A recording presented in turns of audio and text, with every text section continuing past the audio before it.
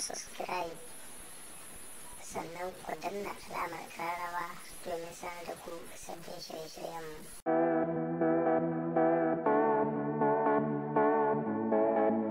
Momi Gombe ta yi wa Rarara da Nuhu irin abin da Bilkisu Shema ta yi musu.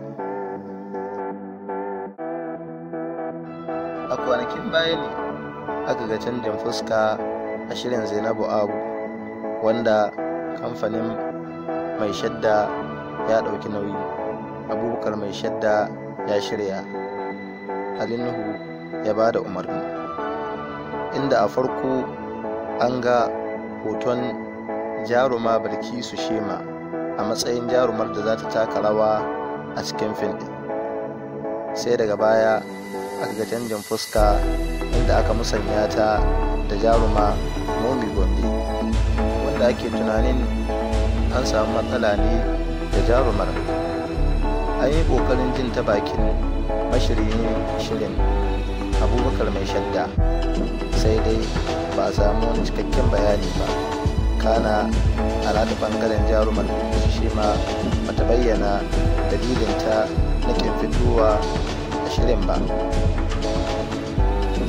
A wannan lokacin ma an samu makamancin irin wancan abin ya sake faruwa a bidiyon waƙar da kamfanin Rara Multimedia ya ɗauki nauyi. Abubakar Bashir mai shadda ya shirya, Nuhu ya ba da umarni tare da wasu daraktoci. A karon farko an ɗaura odiyon waƙar a tashar Dauda Kahutu Rarara da ke YouTube, inda aka ji muryar jaruma Momi Gombe. Kana daga baya da aka saki bidiyon waƙar aka ga sauyin jarumar, inda aka musanya ta da jaruma Amal Umar.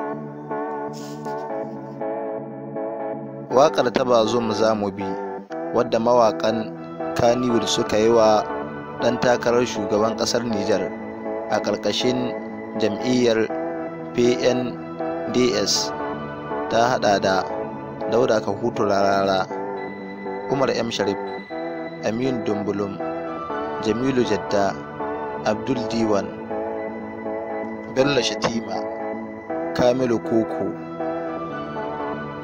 Hauwa Yar Fillo da dai sauransu.